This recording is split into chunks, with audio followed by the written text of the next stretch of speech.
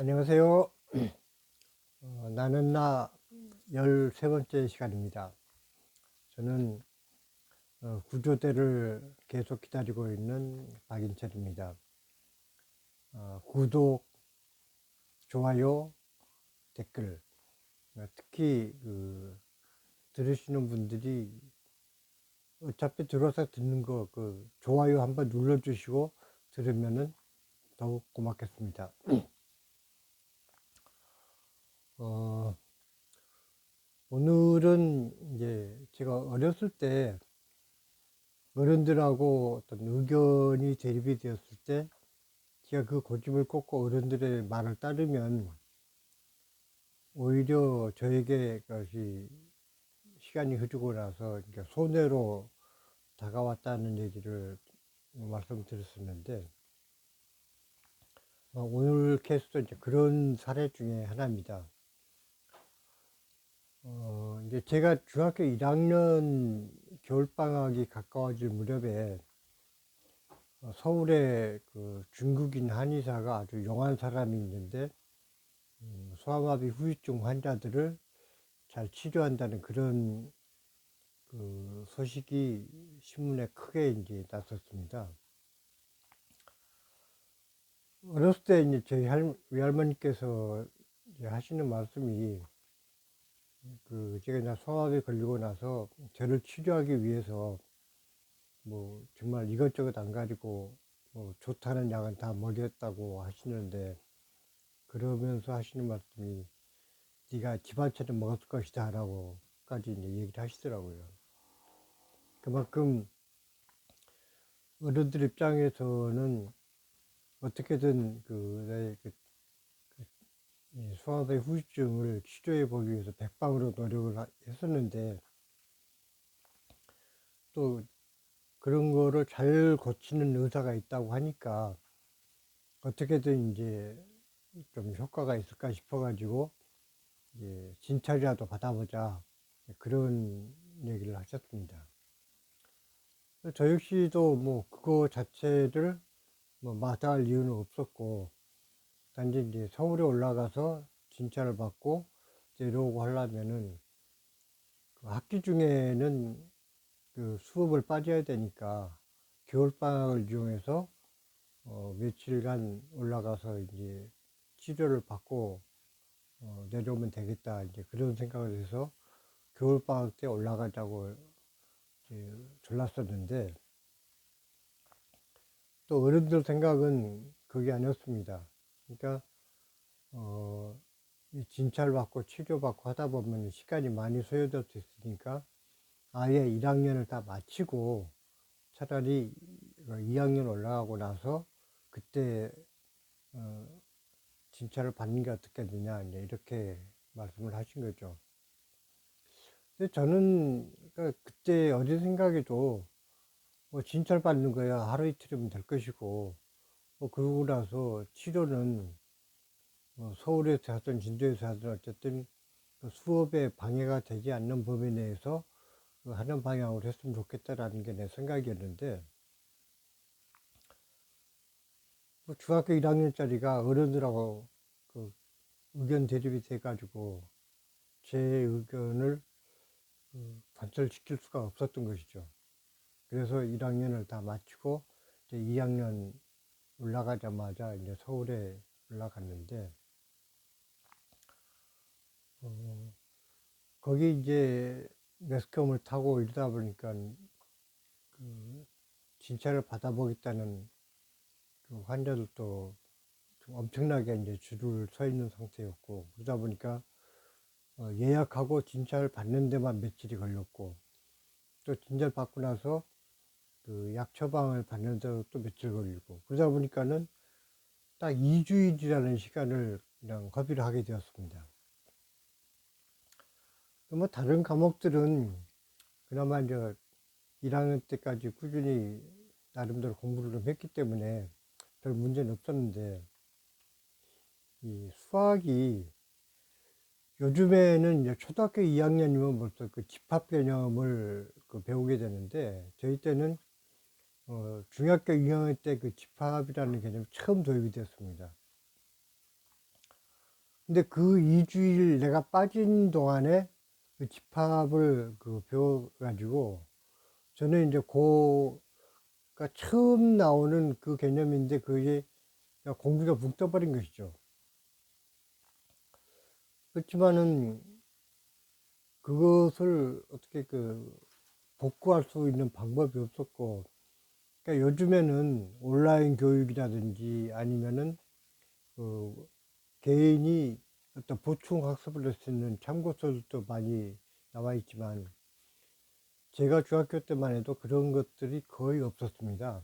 그리고 오직 책이라고 하는 거 교과서밖에 없는 그런 상황이기 때문에 그것을 새로 도입된 그 개념을 배우기가 참 난감한 그런 상태였습니다. 그러다 보니까 그 이후로 고등학교 때까지도 수학이라는 과목에 대해서 자신감을 완전히 잃고 나는 수학을 못하는 사람이다라는 일종의 자기암시에 이제 빠져버린 것이죠. 사실 2주일이라고 해봐야 수학이 일주일에 한 4시간 내지 5시간 정도 아마 수업 시간에 배정이 되었던 걸로 기억이 되는데, 그러니까 2주일이면 그래봤자 10시간 이내의 그다지 길지 않은 시간입니다. 그것을 어떻게든 이제 조금씩이라도 뭐 옆에 친구들한테 물어본다든지 아니면은 짬짬이 선생님들께 이제 질문을 하든가 해서 그걸 메꿔 나갔으면 됐을 텐데, 단지 처음 접하는 개념을 나는 전혀 배우지 못해서 나는 수학에는 이것이 엄청난 데미지가 오겠다라는 불안감만 엄습하고 있는 상태였죠. 제가 나중에 나이를 먹으면서 저 자신을 객관화할 필요가 있다라고 이제 늘 스스로를 다그치곤 했는데,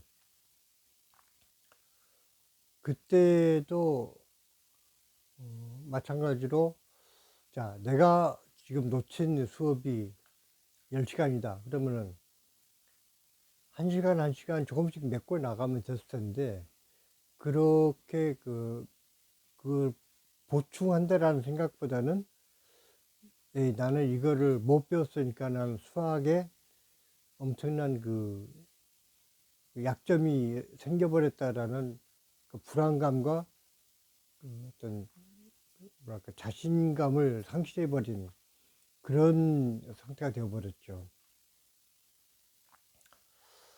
제가 이제 굳이 이렇게 말씀을 어렸을 때 그런 얘기를 하는 이유는 내가 뭘 잃었다라고 생각했을 때 그거를 객관적으로 살피는 노력, 그러니까 나 자신을 객관화시켜서 자, 내가 할 수 있는 것이 무엇이고 할 수 없는 것이 무엇인가를 잘 살펴보면 의외로 그것이 별거 아닐 수도 있는데 그것을 너무 크게 생각해 가지고 그 자신감을 상실하고 나면은 실제로 내가 경험해야 될 필요 이상으로 그 피해를 맞닥뜨리게 되는 그런 경우가 되는 것 같아서, 만약에 요즘도 중학생이건 고등학생이건 어떤 이유로 인해서 학습 결손이 생겼을 때 그것을 너무 크게 생각하지 말고 그래 이까짓 거 내가 한번 덤벼볼까 라는 어떤 자신감을 가지고 다가섰을 때 그런 것들을 보다 쉽게 극복해낼 수 있다라는 것을 말씀드리고 싶어서 제 중학교 때의 경험을 지금 말씀을 드리는 것입니다. 그것이 꼭 중학생들한테만 해당되는 것이 아니라 고등학생이건 대학생이건 아니면 사회인이건 간에 어떤 경우에든지 그 문제를 맞닥뜨릴 때 그 문제에 대한 그 무게감, 그것을 어떻게 극복하느냐는 그야말로 마음을 어떻게 가지느냐에 따라서 그 결과가 천지차로 달라질 수 있다는 것을 제가 느꼈기 때문에 그 저희 어린 시절의 경험을 토대로 내가 이룬 것에 대해서 지나치게 부담을 느끼지 말자라는 그런 어떤 조언을 드리고 싶어서 제 중학교 때의 경험을 말씀드리고자 했습니다. 뭐 다른 듣는 분들이 얼마만큼 도움이 될지는 모르겠지만은 분명 많은 경우에 예를 들어서 재산을 10억쯤 가진 사람이 1억을 잃었다고 자살하는 그런 사례를 실제로 제가 주변에서 본 적이 있는데, 그분은 남아있는 9억은 생각하지 않고 잃어버린 1억을 너무 크게 생각했기 때문에 더 큰 자기 삶을 포기해버린 그런 경우까지도 봤거든요. 그래서 무엇보다도 우리는 스스로를 객관화하는 그런 노력들이 필요하지 않는가라는 측면에서 말씀을 드려봤습니다. 감사합니다.